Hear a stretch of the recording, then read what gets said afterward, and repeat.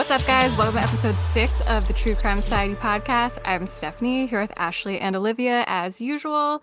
We're going to finish talking about the Long Island serial killer today. If you haven't listened to the first part, go back one episode and listen to that one first, and then catch back up with us here, because we're going to go over the suspects and everything. So you're going to need some background info for that. I'm sure you've all heard about the Long Island serial killer, but there's a lot going on with it. Lots and lots. Yeah, too much, maybe. Speaking of Long Island, which is in New York, where I live, it was super hot today for once. It was nice to get outside and explore after being quarantined for so long. We're still in quarantine. Really nothing new on my end with that. I know that there's some updates in Australia, though. So it's all happening here. So we've had really good numbers for the last little while. I saw today in my state there was only one new case, so that's great. But as of last Friday, they lifted restrictions so that now it's a bit, I don't know how they come up with these restrictions anyway, but the new restriction is that now 2 people and their children can visit the home of another couple. So you don't have, like, I wouldn't have to go with my husband. I could go with a friend and we could all take our kids. Even if we had 10 kids each, we could take the 20 kids, and so you can go and visit. But basically you can only go to one person's house for a social gathering with 2 other people. So that's good. And my kids are starting to go back to school next week. They've planned to start them back 1 day a week, but I suspect that will move fairly quickly to more days or full-time, and they're hoping to get the kids back in full-time by the end of May. So fingers crossed. Has anything changed in the South? Nope, still the South. Speaking of Long Island, I could really use a tea right now. It's been that kind of weekend. Long Island iced teas are so gross. They are, but they do the hit job. The spot. Do the job. They do. Yeah. They do the job. It's been a weekend where a job needs to be done. Yeah, I remember when we were young and probably too young to be at places to drink, we would always get those because it was the quickest thing to get drunk off of in case you got caught and got kicked out. Yes. I'm pretty sure they just put whatever's left into it. Yeah. the dregs of each bottle into it. They're so disgusting. I would never get one now unless I was trying to get drunk really fast. That's how I feel about beer. That's what I did when I was 16. When we were on Bourbon Street, you could sneak it, or at 18, they would kind of look the other way, let you order beers, but no hard liquors. I just can't do beer anymore, which is very different from our craft master. Yeah, I drink a lot of beer. I have been dabbling in vodka a little bit, but vodka's the best. It's the only one that doesn't give you a hangover. Oh, it gives me a massive hangover. I've only been drinking more vodka lately because, I don't know, beer just makes me feel so bloated, especially like the heavy craft beers that my boyfriend likes to collect. They just make you feel like you ate a whole meal after like drinking 2. I don't mind having a beer, but that's the one thing why I don't drink a lot of it, because it just makes you feel so sluggish. Yeah. Me anyway. So in other news, this week on truecrimesociety.com, we've put together a little blog about cases where a missing person was eventually found in their own home. I know we spoke last week about, I think her name was Marianne Marsh, how she was found in her home months after being reported missing. And this actually happens a fair bit. We've started to compile all of the ones that we can think of. There's one in Australia of a guy called Daniel O'Keefe where he was found in his parents' home 5 years after he went missing. They had been living there the whole time and he was there the whole entire time. How does that not smell? Well, they explained, they never actually said for him, because he did take his own life in the end. They never said how he did it, but what they said that basically the house was built into the side of a hill. So the bit where he went to do it was very, very remote, very cold, very dark. Basically, you wouldn't have accessed it unless you went searching for it. So maybe he was so tucked away that there was no smell, which I do agree. I can't believe there wasn't a smell, but there seems that there wasn't. I'm going to need to see a picture of that house because I'm envisioning something very strange. I put a picture up on the blog and it doesn't look like, it's a crazy house built into a hill, but I'm assuming there was rocks and things, when they've had to excavate to build, there's been a pocket somewhere that he's been able to get into. So when you say like a house built into a hill, for some reason I just think of in Lord of the Rings, like where the hobbits No, live, where they literally I know. lived in the hill. That's what you I'm think just of. thinking of- But when you actually see the photos, it's not like that. I'm assuming maybe it was like a mound of dirt that they, I don't know, maybe it was rock or something. So they kind of built around that rather than taking it all out when they built the house. You guys watch different movies than me because I'm thinking Hills Have Eyes stuff. Not sci-fi, but straight up Deliverance. The movie was They were- absolute trash. It was, but Deliverance kind of hillbillies there. It was like mentally scarring though, which is why it was trash. But when we were talking about that last week, I remember I was saying how there was a semi-recent one where Liv had guessed, like, oh, imagine they're all in their house, and they were. So we And we couldn't finally, remember. I can't believe we even forgot. we finally figured out what case it was. Guess who? The Todds. Is that how you say their name? Tots. Tot. I feel like I've never said it out Tots. loud. The Tots. The T-O-D-T. Yeah. So it's Well, it's Tots now. Because Decatur they were Tots. missing, they're in the blog as well, and they were missing apparently since mid-December. So we found out this about their case a few days before they were found. And remember, we made the joke, oh, imagine if they're all in the house, because people were saying had been going to the house, neighbors were saying they'd been going to the house to check them, and there was nothing out of place. There was no smell and all that. And then they were all found dead in the house. Except Dad, who was just, Tried to kill himself with Benadryl. I'm going to put parentheses around tried because I have doubts. Yeah, that's another shocking one where just like, did no one go upstairs? And yeah, Just him. just him. When we were speaking quickly before about Daniel O'Keefe, his family released a statement and they said the family home was built 20 years ago and the back half was dug out of a limestone hill. Dan was found in a tight space between a wall of the house and solid rock earth, a space that is very difficult to access. This area of the building is extremely cool and would have been especially cold over the first few months, which was winter, after Dan disappeared. So I guess, if he which sounds graphic, I know, but if he decomposed in winter and it was cold, maybe the smell was less. I don't know how that works, but maybe that is what happened. But your cold isn't our cold, is it? Well, he's in Victoria. That was in Victoria, which is like it does snow in some regions of Victoria. Like I don't know what the Fahrenheit and Celsius conversion is, but I'm assuming, it would have been like 10 Celsius during the day, which would be like, I don't know, what's Fahrenheit freezing, like 32? Yes. So I'm Mhm. assuming it would have been like 45 or 50 maybe like around, Yeah. maybe to say 50. So That's that like would have been chilly. the high. Yeah, it would have been chilly and frosty, I'm assuming most mornings too and things like that. So Okay, fair. Still weird. yeah. But anyway, there's quite a few. I think we've got like 8 cases up there already. So we'll keep adding them as you guys send them in. But Yeah, somebody else mentioned Molly today. Molly I Miller. think it was Molly. And her case was so weird. I don't know how much detail you want to get into here, but it was so weird. I didn't follow it that Ah. much because I just remember everyone immediately going to The boyfriend. the political aspirations boyfriend Yeah. and how he must have killed her because he had long curly hair or something. There were a lot of reaches there. And the There's weird a lot of, you could see it in his eyes. I don't know if I'd and- forgotten because she went missing in the end of 2017. So I don't know if I'd forgotten, but when I was putting it up on the blog, she was found hanging in a closet. So I still am confused about that. Like what was in that closet that she couldn't be found quicker, but that she also had terminal cancer apparently when she killed herself. Door was Oh, That closed. was sad. People don't seem to put in too much effort.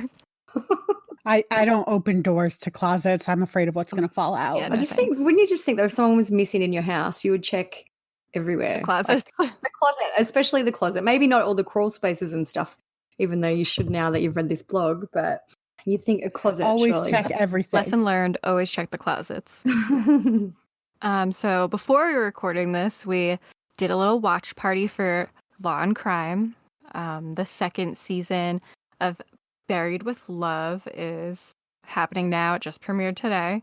So we'll be doing those every Sunday at 8 p.m. Eastern time. This season is about the Watts family. And even though I feel like everyone thinks they know everything about that case, it is pretty interesting to see all the footage and just remember what a smug asshole he was. It's very enraging. It's very surreal. Right? Like, I feel like I was so obsessed with that when it was happening, but still watching it makes me Mhm. angry. Well, because as much as this is the first case that I can think of where we got absolutely everything. The Mhm. Cora Act in Colorado allows for everything once the case is completed to be publicly accessed. Yeah. So we got all the discovery and everything because the idiot just fell apart day 2 and admitted everything. And then as long as they gave his mistress, what is that, witness protection program? Yeah. Which convinced me again that she didn't Did have she go into involvement. witness protection? She did. Smart. I believe it was confirmed that they put her in witness protection, which is very interesting. And convinced me she was not involved. Why would they put her into But- witness protection? Like, Right? I don't get it. Like, I know that she probably, I don't know. I assume she knew some of the things that were going on. But who does she need to be protected from? The public. That's what I would General love to public. know. But like, no, the worst thing that anybody's going to do to her is call her a skank, which Yeah. I mean, I don't know. I don't There's know. a few Hurts. crazy people who I was followed gonna that say case. that Like a too, few like- very, not crazy, there a are few very also passionate people who might but like to most take of it the from- crazy people are the ones who are writing to Chris and saying, "Marry me." Mm. More reason to kill Nicole. Well, that's, I mean, true. Okay, fair. You win this round. Yeah. No, her life. I feel like if she didn't go into witness protection, and even still now, her life is absolutely destroyed, which it should be. Assuming she, even if I don't think she was involved, I feel like she definitely knew about it and probably knew more than she let on. But Yeah. I still think even in witness protection, unless she went through some drastic changes, people will recognize her, and she's not. It's gonna be hard for her to get a job, just like go out. But then again, if Casey Anthony's still living and doing all right, I guess anyone Playing with can. her friends' babies like that. Did you see the photo Photographer. this week where she's cuddling the baby in a restaurant or wherever she was? Oh Christ! See, I do not. Well, that was from 2017. Was it? Somebody pointed out, Oh, even though we posted it this week, that the Daily Mail had published that in 2017. Good old Daily So it was a Mail. super old picture. We just needed a little reminder that Casey Anthony is still out there, Still Yeah. holding babies. unfortunately. But I would buy that Nicole was not there during the act, but I have a hard time believing Chris would have done that if he didn't have help planning it. yeah. I think that she was definitely the motivation for him to do all this. Absolutely. And I feel like he's the type where he's always trying to like talk about his emotions and seem like he's so emotionally appealing. I feel like he definitely would have not been able to hide it from her. He's so gross. He is. He's the So fucking gross. worst. I still don't see it in his eyes, though. You what? I still don't see it in his eyes. Everybody was like, he's dead in the eyes. And I was like, okay, well, I did think he looked a bit dead when she told him that she was having the baby and, you know, she filmed it all. I thought They he was had like, a that bit like, clip on the watch party. yeah. I was gonna Yeah. write in the comments, but I didn't. I was big. He's so pissed right now. oh. He's like, we're expecting another one. Awesome. Just That was what I so wanted. sad. Like watching all those videos of the little girls saying, my daddy's my hero. And Yeah. that's why I had One to start singing. acting up because I was going to cry. Yeah, Ashley gets really wild in the watch parties, so definitely Yeah, come Check it up, out. Stephanie, keep me in line. The one No. good thing too, or one extra good thing about Buried with Love is that they're quite short, like they're only about 10 minutes long each one. So if you've only got a few minutes, you can sit down and watch, and then every week you can get a little bit of a Yeah, insight just into the a little case. taste. Yeah. They're very flirty that way. Just give us a little taste. Want us to come back for more. I'm like, is Yep. that it? Where's the rest? I need more. But then it does happen every week. So And Brian is often, almost always on the watch Yeah. parties, and he's fun in those as well. And he is part of the Law and Crime team. Yeah, Law and Crime's great. HLN's great. A&E, they're all great. A&E's great. Shout out to Live PD. And I'm sure there's some other great people out there, but All the ones who support us, we love them all. So we'll start today by talking about the suspects in part 3 of our podcast on the Long Island serial killer.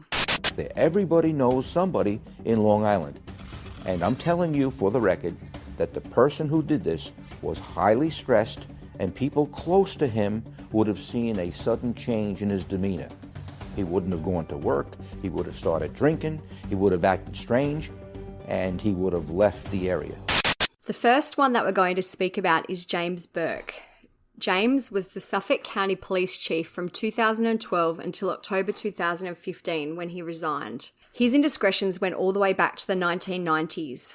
There was an internal affairs investigation held after Burke allegedly had sex with an escort in a patrol car. The list goes on. In December 2012, a duffel bag containing sex toys, cigars, and a pornographic film was stolen from his parked patrol car, which had been parked outside his home. A heroin addict by the name of Christopher Loeb was later found in possession of the bag. When Burke found out someone had been arrested for the theft, he went into the police station to confront him. Loeb was at the time handcuffed to the floor of the interrogation room. It's alleged that Burke assaulted the suspect, screaming and threatening to kill him until a detective in the room finally said, "Boss, that's enough." John Meehan, the former chief of patrol, also testified in court that right after Burke assaulted Loeb, Burke told him, "You're going to hear a rumour that I beat a guy and that I had kiddie porn in the car. It's total BS." The FBI started looking into Burke's transgressions on June 25, 2013. The assault of Christopher Loeb prompted a federal criminal investigation that lasted more than 4 years, and it eventually led to the resignation of both Burke and the longtime Suffolk County District Attorney, Thomas Spota, who was accused of trying to cover it up. Burke pled guilty in February 2016 to charges of a civil rights violation and conspiracy to obstruct justice. In 2016, Burke was sentenced to 46 months in a federal prison for the assault. US District Court Judge Leonard Wexler said that Burke acted as a dictator and that the event had affected a whole police department. Burke was released from prison on April 11, 2019. The Federal Bureau of Prisons shows that Burke must still serve 3 years of supervised release, check in regularly with federal probation officers, and he must provide them with monthly statements of his income and expenses. He must also allow authorities access to search his residence, vehicles, and computers. After he was released, a source close to Burke said that he has not decided on any plans, but he's going to take several months to relax with boating in the summertime, and he will stay out of the limelight. So, how is James Burke associated with this case? An escort who conducted business with him has alleged that he is connected. Shannon Gilbert's attorney said that an escort identified as Leanne came forward saying that she had rough sex with Burke during an Oak Beach party. The attorney John Ray said, "This is the first time that there has been an actual connection made between former Chief of Police Burke, Oak Beach, and prostitution, and that's why it's significant." Leanne said that in April 2011, she saw Burke drag a woman of Asian descent by her hair to the ground. When Leanne saw Burke for a second time, she decided to hook up with him as she'd been told he was powerful and high-ranking. She said that during oral sex, Burke yanked her head so violently that she started to tear up. Burke was unable to reach orgasm and he threw $400 in cash at her afterwards. She said that at the time she was not a professional sex worker and that this was the first time she'd been paid for sex. Burke also allegedly told her during the incident that she was not a good whore. Burke's attorney, John Maringolo, told Pix 11 News at the time, "These allegations do not warrant a comment." It's also been rumoured that Burke blocked an FBI probe of the Long Island serial killer case during his time as police chief. The second suspect that we'll speak about is John Bitroloff.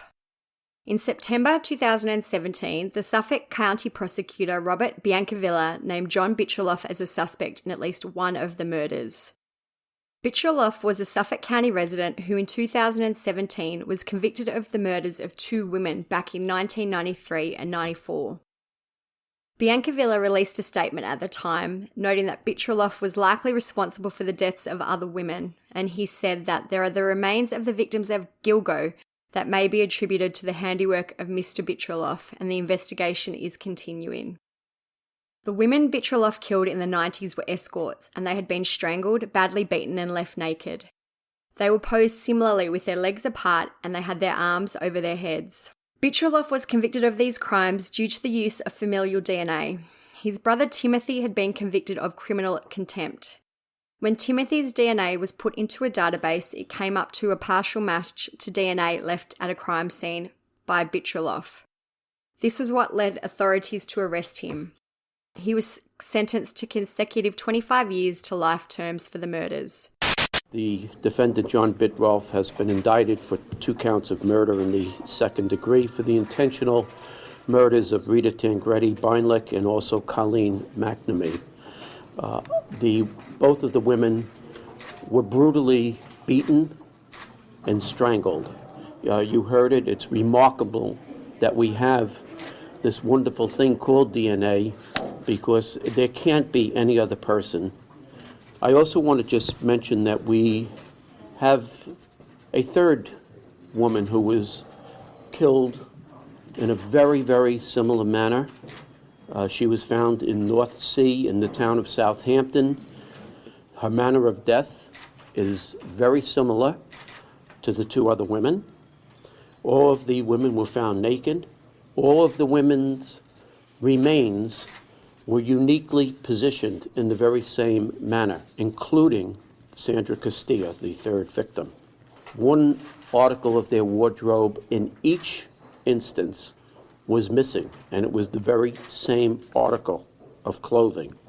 Never have I seen three young women who were killed in such horrible, horrible fashions. His two victims were Rita Tangretti and Colleen McNamee. Rita was killed in November 1993 on a dirt road. Colleen had been missing for 3 weeks when she was found deceased on the Long Island Expressway Service Road in Shirley in January 1994.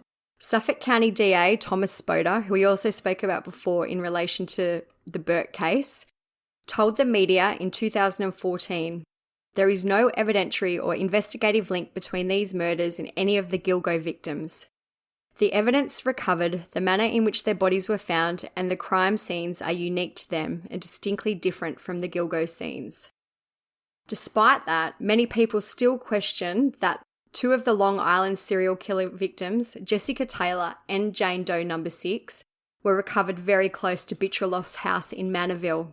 Rita Tangretti's daughter has also come out and said that her mother was best friends with another of the victims, Melissa Barthélemy. Melissa's mother told the media that there were lots of calls to Manorville made from Melissa's phone before her death. John Ray, the Gilbert family lawyer, has said there is no significance to Bitroloff living in the proximity to where the victims were found. He said Manorville is a huge forested area and I don't think it makes much of a connection. Manorville just happens to be a great place to leave bodies, he said, and that the same could also be said for the Ocean Parkway. Bitroloff is also a suspect in a third murder. Sandra Costilla's body was found on November 20, 1993 in North Sea, New York. She hasn't been confirmed to have been a sex worker, however detectives have said that she led a similar lifestyle. The next suspect, or person of interest that we'd speak about, is Joseph Brewer.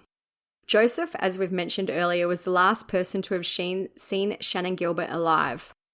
He was 47 years old at the time she disappeared and he lived alone as he'd recently separated from his wife. He was unemployed, and after his wife left, his place had become a bit of a party pad, according to neighbours. After Shannan vanished, he made a statement and claimed that the two of them had never had sex and that he'd never actually paid her for sex. He said that the reason for their sudden argument and why she flipped out was that he thought she was a man and that's why he wanted her to leave. Brewer told the Star-Ledger that Shannan asked him if he had ever hired an online escort for sex. Then she asked, "Have you come across any transvestites?" He was turned off, he said, and started to wonder if she was a man or at least part man. Joseph Brewer stated in a deposition that Shannan became inexplicably unhinged during the evening, and that's when he tried to call a stop to their date.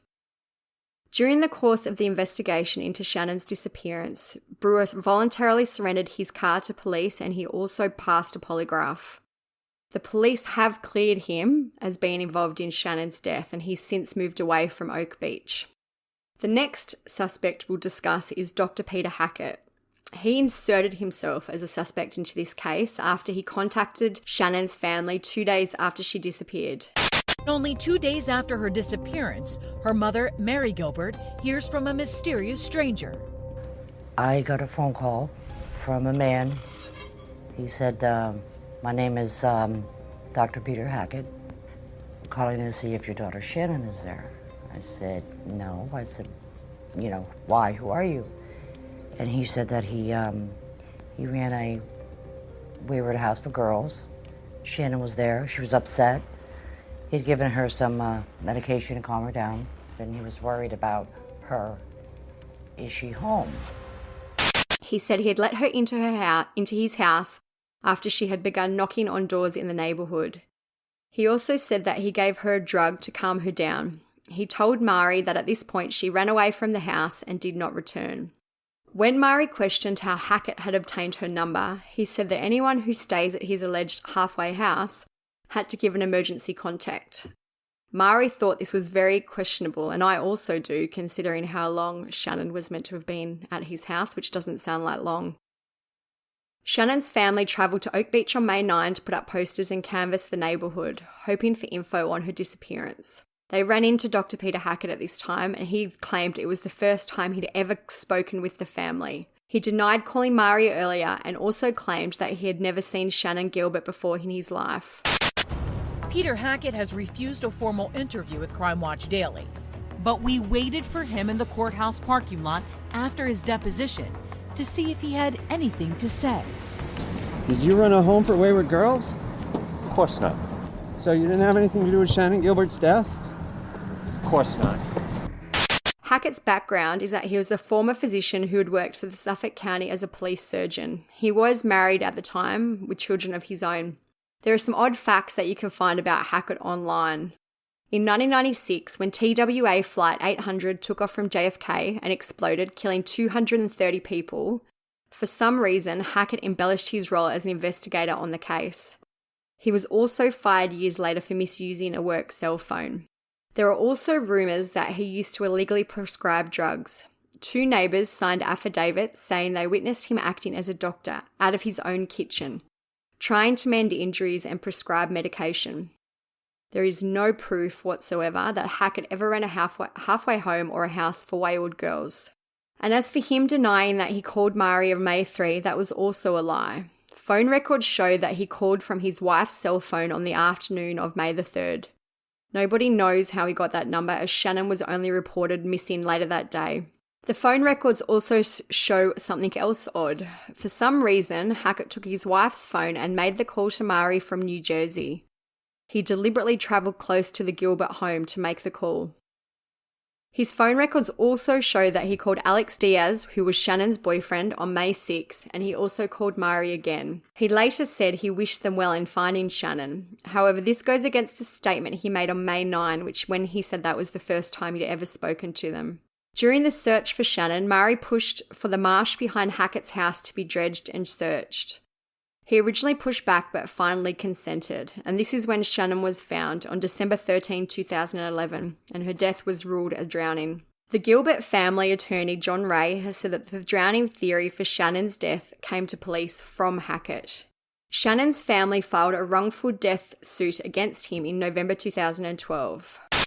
Today we're announcing the lawsuit that Mary Gilbert and the estate of Shannon Gilbert have brought against Dr. C.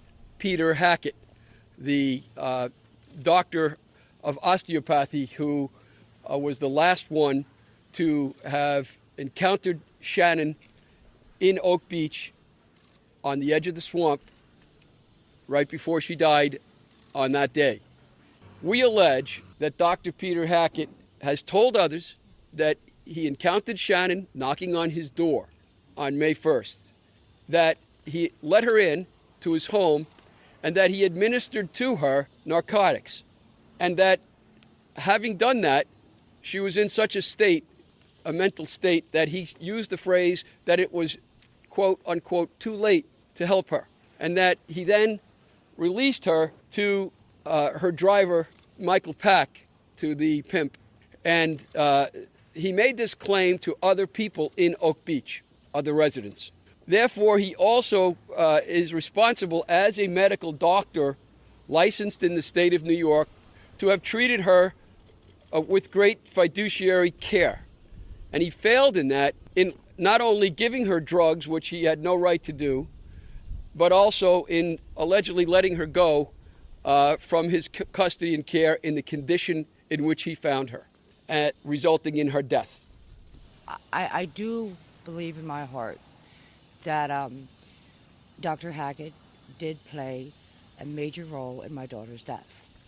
And it was already proven that he was a liar once by denying he called me for over a year. So we're going to continue to prove that he did have something to do with my daughter's murder. They allege that Hackett took Shannon into his home on the morning of her disappearance and gave her drugs, which led to her death. We'll put more details about the wrongful death suit on our website as it is quite long, but some of the points from it say that the plaintiffs claim that Shannon's belongings were found 30 yards behind the home of the defendant in Oak Beach. More than a year later, Shannon's badly decomposed body was discovered half a mile from there in heavily thicketed marsh. During the evening prior to her disappearance, Shannon reportedly had been present at a party at the home of one of Dr. Hackett's Oak Beach neighbours. It goes on, and as I said, there's more information that you can find on truecrimesociety.com. In December 2013, a judge dismissed most of the wrongful death suit, and the case was totally dismissed in 2018. The police have ruled Hackett out on the basis that he was someone who likes to get involved, as you can tell by his lies about being involved in the TWA flight crash. According to CBS, some call him a storyteller and an exaggerator. Hackett's phone calls to Mari Gilbert match a known tendency of the Long Island serial killer to taunt the family members of the victims. Amanda Barthélemy, who is the younger sister of Melissa Barthélemy, received a series of calls, sexually explicit and violent calls as well, from the killer, and they were made from locations around Midtown Manhattan. Hackett has since moved from Oak Beach to Florida. The final suspect that we'll talk about is James Bissett. 2 days after Shannon's remains were found, local business and nursery owner James Bissett took his own life. He was found dead in his car in a parking lot. There's not a lot of information available about James's past and why he may be tied to this crime. He doesn't have a criminal record that I can see, or one that's applicable to this case anyway. It seems that the main reason he's tied to it is because the nursery that he owned was the main supplier of burlap in the region. This may be interesting as many of the victims were found wrapped in burlap sacks. One additional information piece about this sad case is the footnote about the death of Mari Gilbert, Shannon's mother. Mari was an advocate for Shannon and always fought for her case to be closed out properly. Mari's third daughter, Sarah, suffered from extreme mental illness. You may have seen that on Netflix, a new movie called Lost Girls has recently come out. The excerpt from it says, in late 2013, Sarah was watching the American Music Awards on television and became consumed with the belief that she and Shannon had co-written several hit songs for Rihanna, Beyonce, and Jay-Z. Not long after that, she developed a second, more ominous set of delusions, involving the people she loved becoming possessed by demons. She would insist that Shannon wasn't dead and that she could tell by looking into someone's eyes if they were possessed. She told people that she was a god and her job was to defeat all evil gods, and that quite often evil gods took the form of her sisters and her mother. From 2013 to 2016, Sarah spent a lot of time in psych hospitals and she was diagnosed with schizophrenia. She drowned her pet dog and lost custody of her son, who Mari was caring for. On July 23, 2016, Sarah began hearing voices and she called her mother for help. When Mari arrived, Sarah stabbed her several times with a kitchen knife and beat her with a fire extinguisher. Despite her well-documented history of mental illness and the fact that Sarah had gone off her medication before the murders, she was found guilty in 2017 and she was sentenced to 25 years imprisonment. In January 2020, the Suffolk County Police released some new information. They've released to the public a photo of a belt. We've put the photos up on truecrimesociety.com in our blog post so you can have a look. But it looks like it's a brown leather belt with looks like blue initialing, which is either a WH or a H and an M, depending on which way you look at it. So they've said that the belt was found at the crime scene. I don't know if they've ever specified exactly which body it was found with or where it was found, but it was found with, some or one of the victims. And they've said that they believe the belt did belong to the killer. So they haven't elaborated on why they've just come out with this information, but they've asked people, I guess WH or HM, if those initials mean anything to anyone or why that person would have had that belt. They've asked people to come forward with any information on that. Do we know if Peter is Hackett's real first name?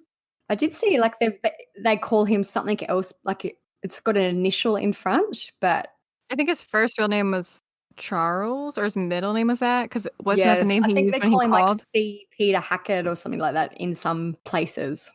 Yeah. Okay. Well, maybe we should find out if he had any brothers with W names. Yeah, hey, never really Rodeo HWH. circuit. I think it looks like the initials are maybe embossed or like kind of like scraped in to the belt. Yeah. And I find it interesting that they seem pretty certain that this belonged or came from the killer. Like, how do they know it wasn't from one of the unidentified victims or, from one of the victims? Maybe. Yeah. It looks kind of masculine. Might have been one of the murder weapons. I'm guessing it was probably from one of the Gilgo Four, since it seems Who like they they're pretty know. certain that they were Yeah. together. And I'm guessing that he probably used the belt to either tie them up or to strangle them because they were all strangled. Yeah. Mhm. And the belt might have even been found on a victim, and that's why they haven't released it till now. But around the neck or whatever. Yeah, But- I don't think they said it. Just was just that it was found at Yeah. a crime scene, and that they said we do believe that this item was handled by the suspect and didn't belong to any of the victims. Yeah. So it was handled by him, not necessarily that it had been. Okay. Well, it sounds like if they're saying it didn't come from the victims, he must have had the Right. belt with him, whether or not it was his Right. belt. Maybe he got it at a thrift shop or something with the purpose in mind of Right. strangling someone. But yeah, it came from him, and whether Yeah, or it not. was used to kill one of them, maybe. But I also don't get why then they wouldn't have come out with it sooner, unless maybe they're not sure if it is someone that was part of the serial killing. So they I weren't tried to confident. find why, Google why, if anyone had actually discovered why they hadn't come out with it. And some people were speculating that they released it because of the Lost Girls movie. I think the Lost Girls movie trailer also came out that same day, which I Mhm. think was just a weird coincidence. I don't think the police would have planned necessarily. Yeah, I don't think so either. Like they're working with Netflix for some promo. Netflix paid them. If you guys want, we could go through and chat about each suspect and if you think that he was involved.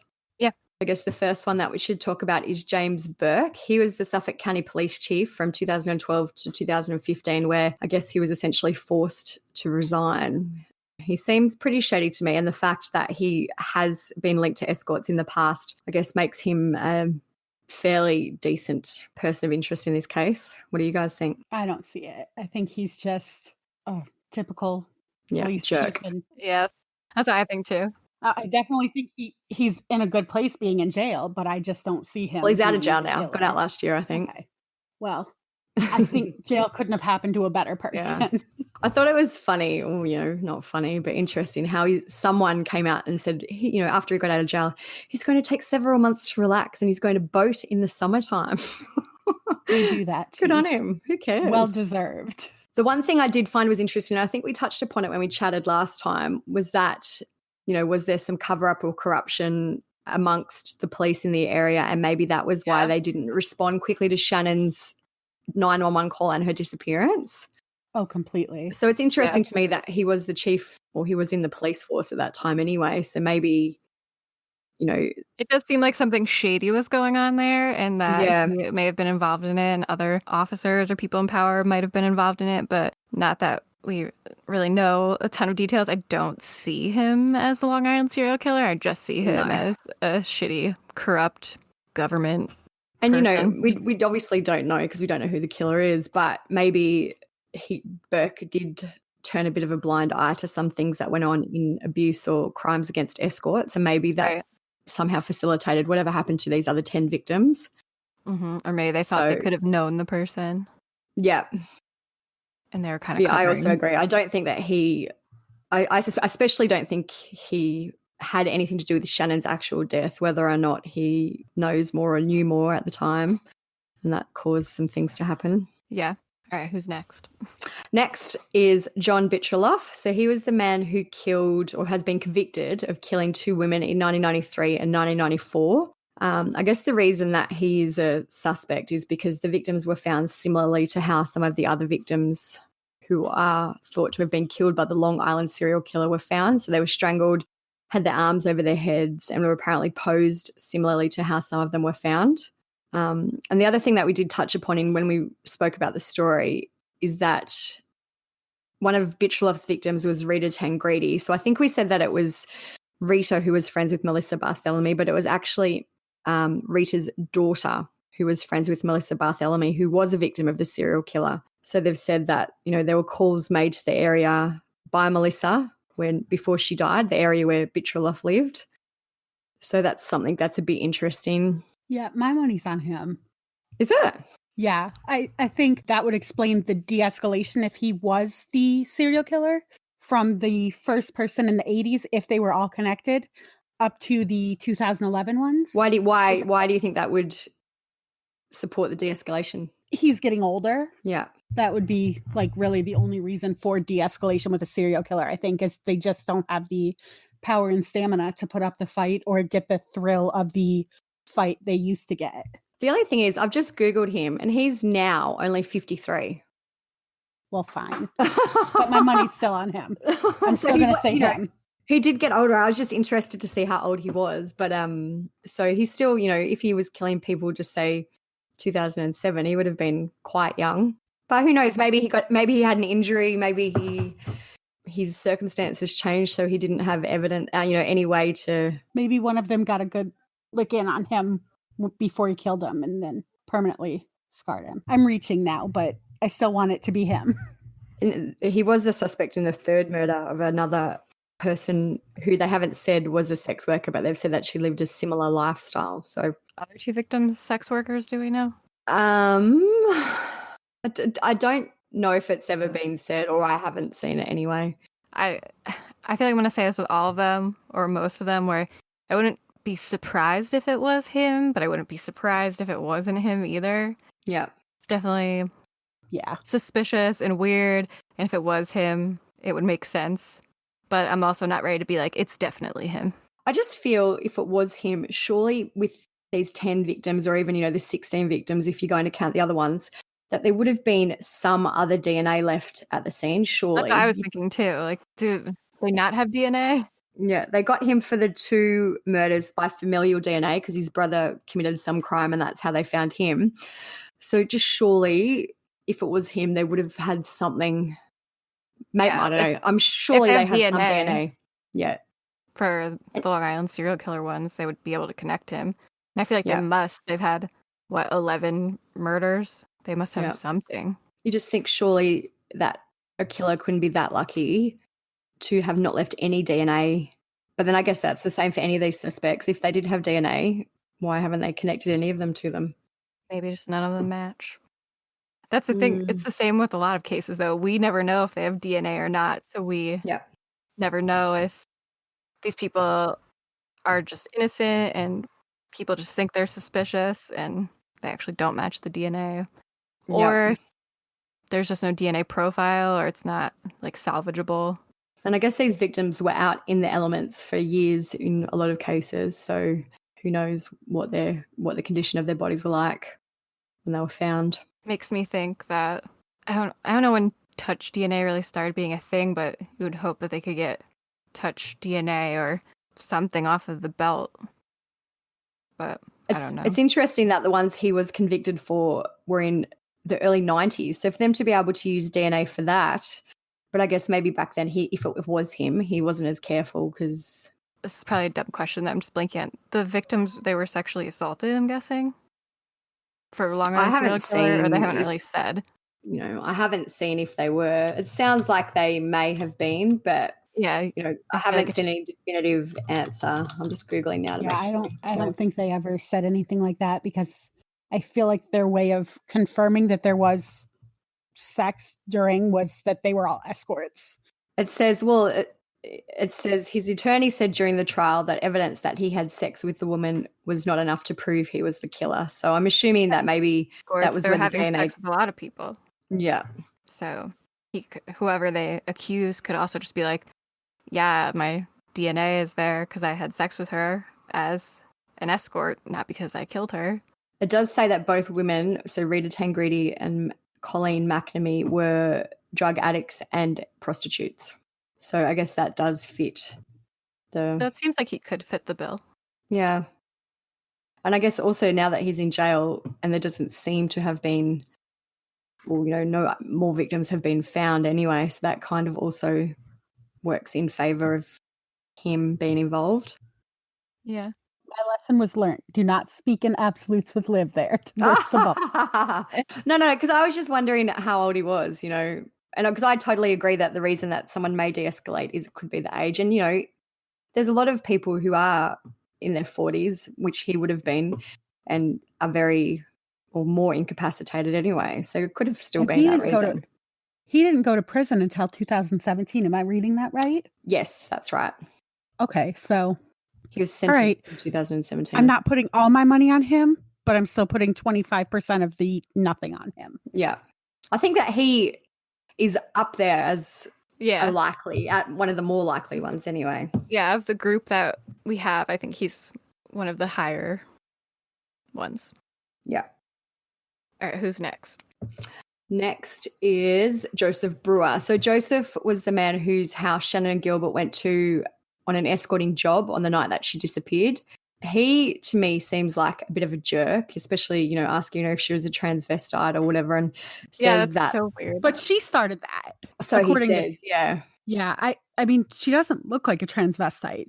No, but it is weird for her to ask him that as well. Yeah, it goes into the, And was obviously she having a mental break or was she on drugs? This is what he's saying, so who knows how it actually went out of down. context. Like, who knows what was said before that?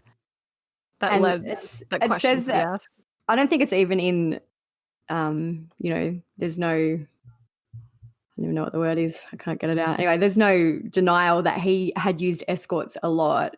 And he says that that's how this conversation actually came around. And she asked him if he had ever hired escorts. And he obviously said yes. And then she said, well, have you come across any transvestites? So he had a lot to do with escorts, it seems. And he is open about that, or has been open. And I know his house was seen as a bit of a party pad for escorts in the area. I don't think he is involved. He tried to get her to leave the house. He went out and got the driver. Yep. I know that he was voluntarily gave his car and did a polygraph and all that. So I think that he just became involved with this because he did hire her for an escorting job. Agreed. I wonder if he ever got another prostitute again after this. Like, you find yourself, you get a prostitute or a couple prostitutes, you're just living your life on the DL, kind of, and then it all blows up, and you're linked to like, had left him. yeah, and you're like linked to a serial killer case that's gone on for years and years. I wouldn't get another prostitute again if I was him after that. And he's moved away from the area, so yeah. So he's probably still hiring prostitutes, but Just Florida prostitutes now. he's got his anonymity back. Yeah.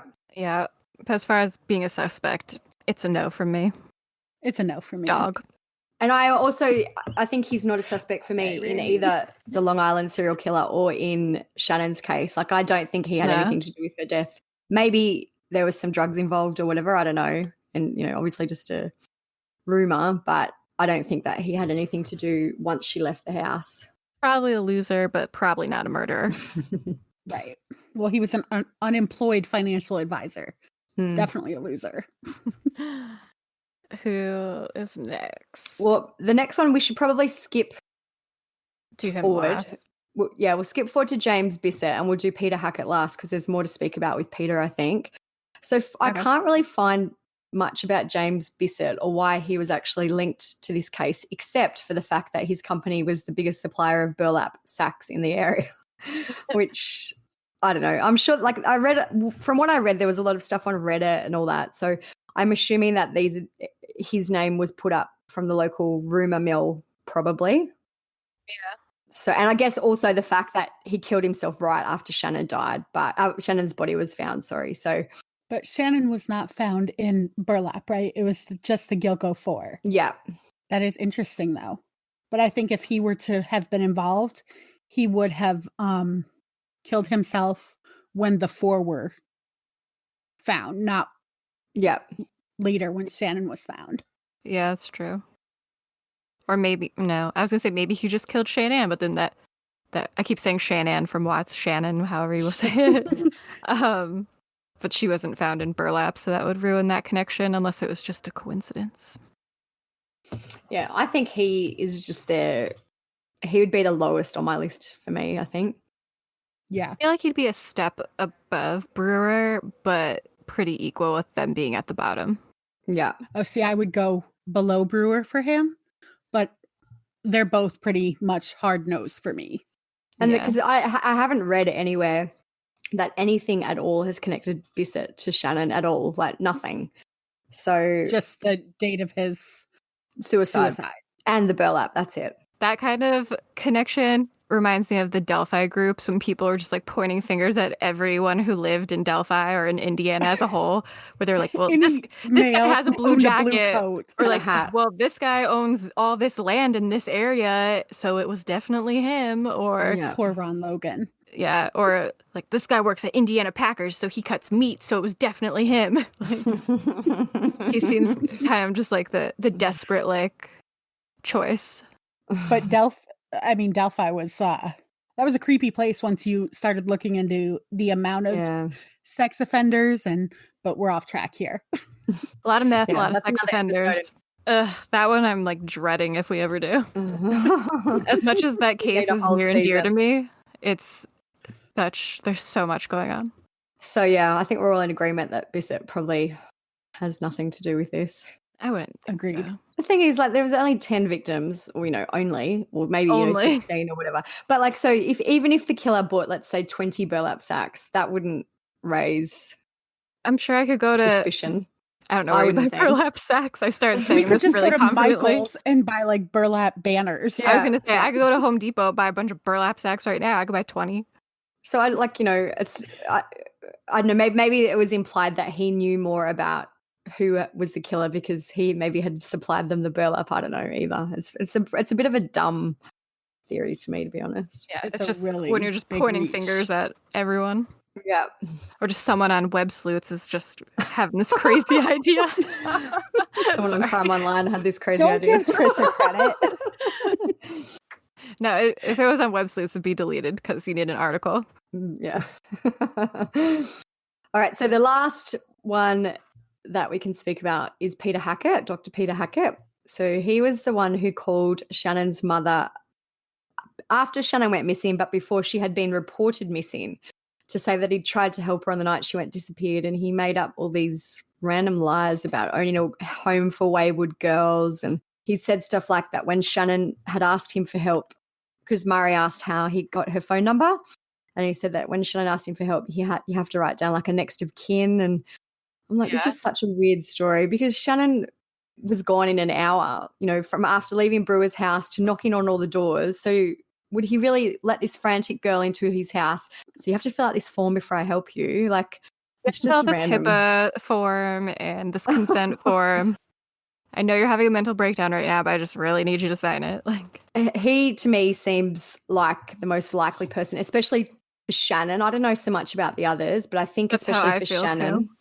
I feel like he was Yeah. definitely involved in Shannon's death, whether it was he did kill her or Yep. just like they were trying to say in the wrongful death lawsuit that he intervened but didn't actually help her and then she ended up dying. Like, he didn't call the police, or if he did give her medication that made things worse. I don't know. How I could see it maybe going down is that he let her into the house when she was running and asking for help, and maybe he did give her some drugs and either she left and drowned after that, or maybe she did overdose or whatever, or something happened, and because she was found in the marsh behind his house. Yeah. So it makes sense that And she why didn't else get would he much just call further her than that. mom if he wasn't involved at all? Like, why would he even Yeah. know about it or think about it or anything? And that the fact that he also lied, and like his phone records support the fact that he lied and said that he hadn't contacted them and that he'd only met them on May 9, I think it was, or whatever. And, it just he told a lot of stories that then he changed. And that there's, records 'cause of he them being also- changed. Once he got caught, after he was like, no, I didn't call her. And they were like, yeah, you did. He said that he got the number, I think, from Shannon's boyfriend when he was there looking for her. And the boyfriend gave him the mom's number for some reason. Yeah. I'd be interested to see what the boyfriend had to say about that. Because why would you do that? And also the one thing that maybe makes me think he might be involved in the other victims is that he liked to call, like called Mari, called her lots of times and But the weird thing was that he also drove to New Jersey where she lived to call from near her house. His wife's cell phone one of the times. Yes. So that, when they said that Melissa Barthelomew's family received lots of calls from the killer, that's kind of a weird parallel if he wasn't involved. Maybe he was just a creep and that's why he traveled there to call her. Yeah, it's definitely weird. It seems like he was trying to hide the fact that he was calling her. That's why he did it from his wife's cell phone, which if I was trying to hide a phone call, it wouldn't be my go-to choice to use my significant other's phone. And why he traveled to like a different state, like trying to throw off the trail or something. No matter what, weird. he's definitely a creep. Like there's a clip that will play now where some reporters go up to him in a parking lot. So you never ran a home for wayward girls? Nope. And you had nothing to do with Shannon Gilbert's death? That's correct. What about all the other girls? Ah! Jesus! What was that? My defibrillator. You sons of 911. No, right don't. now. No, it's all right. No? I'm a doctor. I'm calling 911. You call 911, I'll refuse. I'm going to call 911. Please don't. Please, doctor, let me call 911. Okay, would you find out? These guys caused me to have a defibrillation. Just take pictures. They go up to him in a parking lot and basically he fakes having a heart issue. He says that his defibrillator went off and that the reporters caused this. But all they were literally doing was approaching him. They didn't accuse him of anything. But it's just funny because at first he's just like opening his car or whatever, and he's like, "What's going on? Everything's fine." And they're like, I don't remember what they asked, but they're like, "Did you do anything with this?" And he like stands there for a minute, and he's just like, "Oh." And then they're like, "Okay, we're going to call 911." He's like, "No, don't. I'm a doctor." And they're like, "But you're having a heart issue. We need to call 911." And he said something like, "I'll be furious," or basically, "Don't call 911." Yeah, he had to just be like, "I am a doctor." Like he can tell by that clip, especially just what a fake creep he is. Like you can tell that's all totally fake. I was reading the comments on the video, and a lot of people were saying that they knew people who were shocked by their I can't say it. They were shocked by that thing, and that the person who was shocked by it was in like terrible, terrible pain, like had to go to the hospital. Like it took a long time to recover from. So they said he recovered definitely very won't be able to quickly. get up and then go drive. And then another comment I noticed on it was actually Marie Gilbert commented on the video saying how, what was it, that he was grabbing his neck, and that was how the Long Island serial killer wasn't it killed his interesting that he was victims. grabbing his neck and that was how they all died. Yeah, which is kind of a stretch, but it was an interesting comment. Interesting, yeah, that she was the one to comment on it. And I know that when we've posted in the group and on the page, the one person that always seems to come up is him. When anyone says, "I think this person did it," it's always him. In relation to Shannon, I should clarify. Not so much. I don't know if anyone says it so much in relation to the other victims, but most people think he's definitely involved with Shannon's death. But do you know what that reminds me of? And I might be going like way too far back for cases. But do you guys remember with the Black Dahlia murder, there was a dentist who continuously took credit for it. Yeah. And he was just a crazy kook who had an obsession with her. And he had nothing to do with it, but he wanted everybody to believe he did. Yeah, I could see that, but the only thing that's weird is that he called the mom like before she was like officially missing. So then it's like how would he know? Like maybe she was running around, but how did he know? I know they like, said that her name her cell phone, Shannon's cell phone, was found in the marsh before she was found. So maybe he had her phone for whatever reason. Maybe that's why I think he must have had to come in contact with her at some point that night. Yeah, I can see him playing some kind of sadistic cat and mouse game with her, where she ran to his door and she came in and he was helpful until he wasn't, and then he terrified her and she ran out and he watched her die, or he forced her death or whatever. But I don't see him. Did neighbors say that he was always just like up to like stupid shit like that, or like rendering first aid is what he said, but that he was always just... That's the thing. He's such a crazy ass. Yeah. Like, how would he have gotten away with it for so long? But then again, it was all, whoever did it got away with it until they started looking for Shannon. Yeah. Yeah. I think with this case overall, I wouldn't be surprised if it all wasn't one person for some reason. I feel like they're not that like people work together, but I feel like it kind of could just be like two different people who happen to dump bodies in the same area. I wouldn't be Yeah. surprised. But I wouldn't be Yeah. surprised if it was just a serial killer either. It's such a weird story, and there's no like clear guess or suspicion. I just can't believe with 10 or even 16 victims that, they can't find the killer for at least one of them by DNA or whatever. Or just like anything. I guess because the bodies were found so long after, like there's no surveillance, like no people could be like, I saw this car in this area. It's just definitely weird. Like I feel like that's why there's not as many serial killers today, because it's easier to get caught, and with all the technology and everything, Yeah. it's easier to trace them. And even with the new DNA technology and all that, like I feel I'd also agree that I feel there's a lot more chance that they'll be caught. So maybe people are less likely to. People are just way more aware of crime now. And I know me personally, like I'm always like looking for something suspicious to like remember just in case. Yeah. Or people back when serial killers were a big thing, I feel like true crime wasn't as well known. Yep. There wasn't a group like ours to tell people what Yeah. you're doing. But yeah, I guess out of the people we talked about, I'd say Peter Hackett is probably the most suspicious, but I'm still not confident.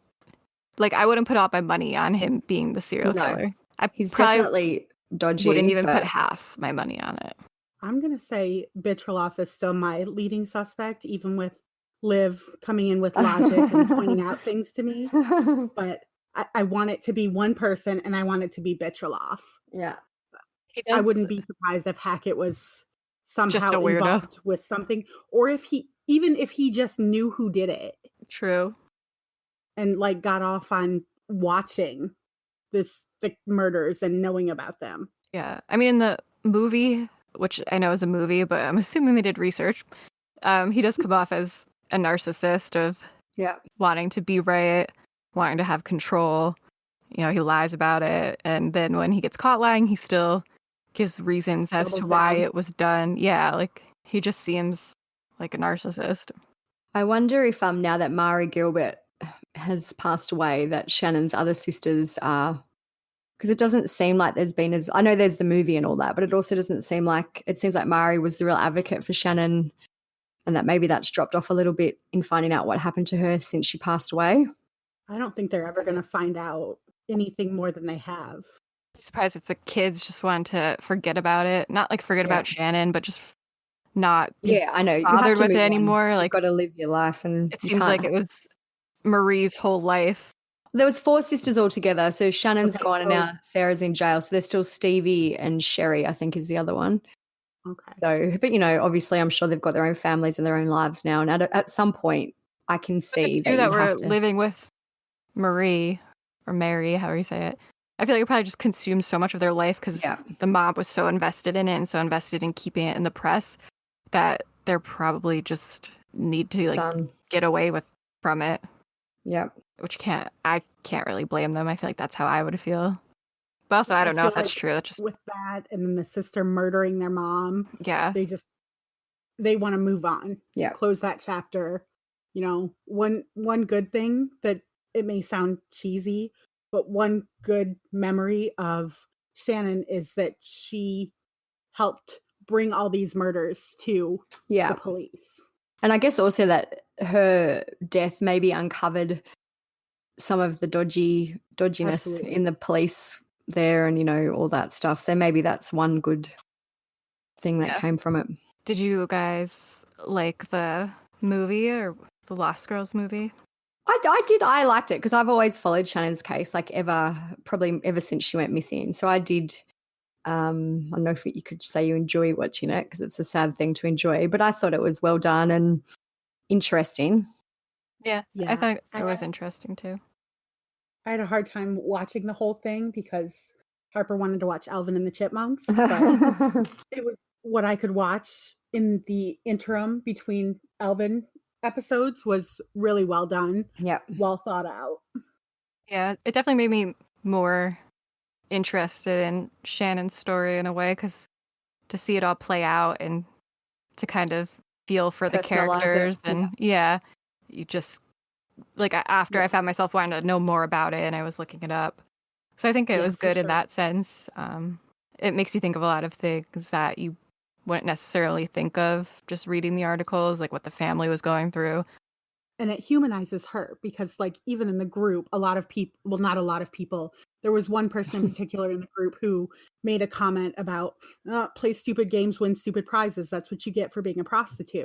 Oh, yeah. And a lot of people would read like the Long Island serial killer story and just go, well, that's what you get for, you Yeah. know, Yep. going on Craigslist. But these women all had a story and a life, and there were reasons that they were became prostitutes. And at the end of the day, nobody deserves that. No. No. And it sucks to be written off as just some prostitute who went on a bad website and met the wrong dude. Yep. Very true. It's sad that people think like that. One thing I do hope we find out from all this is more about the baby and even what was the deal with that, whether or not, I don't know if we ever will, but I'd like to know more about that story anyway. That's one of the ones I'm more curious about. I kind of wonder if they find out who Peaches and her baby were, if that could help break at least a couple cases, because if they're not all the same killer, I think at least Peaches, Cherry, and possibly Jessica, and then the other girl. I think the I can't Asian male remember. too would be related to that group of them. Yeah, because they were like together Yeah. ish. But he wasn't gouged or anything, right? He just... Not that I've seen. It makes But you wonder you know if it what? was like wrong place, wrong time Yeah. type thing. Possibly, yeah. I just feel like the baby could break those cases. I'm trying to remember the names of the girls. You know, Peaches, Cherry, singular Cherry, Jessica Taylor. Jessica Taylor, and then there was the other They one. were more, it was where like they there was the found- dismembered group and then like the strangled Yes. group, basically. So yeah, Jessica Taylor and then Jane Doe number 6. Those are the 4 that I could definitely see all being one person. Yeah. In addition to the Gilco 4 being just one person. If they could figure out who the baby is somehow, I kind of feel like that could be a big break in that case, because I just don't think that Jessica, Jane Doe, and Peaches and Cherry were different killers. They were dismembered, their tattoos were gouged, and they were strategically strewn in different spots. Yeah, I feel like there's definitely the two groups that are for sure related. I'm sure the police have a reason to think that they're all connected that we probably don't know.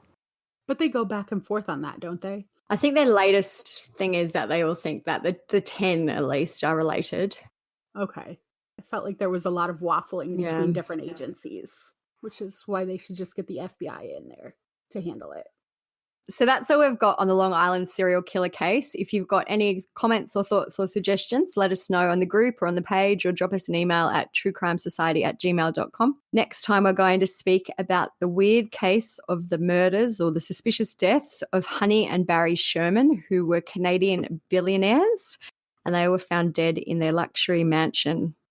So that was in 2017. So we'll start going into that one next week. If you like the podcast, make sure you rate, review, subscribe, all those things. If you have any comments, concerns, things you want to talk to us about, feel free to email us at truecrimesociety@gmail.com. Our Facebook group that we always talk about, which was the start of it all, join that. And Instagram, Twitter, everything, just search True Crime Society and you'll find us. I forgot to mention it in the intro, but next week we're going to try another format. We've been asking everyone for their feedback and trying to find a happy medium between it all. So next week we're probably going to do still one person telling the story, but we're still going to chat at parts in between or do a little bit more chatting, because a lot of people did say they liked that and missed it. It's nice to know that you like hearing us talk.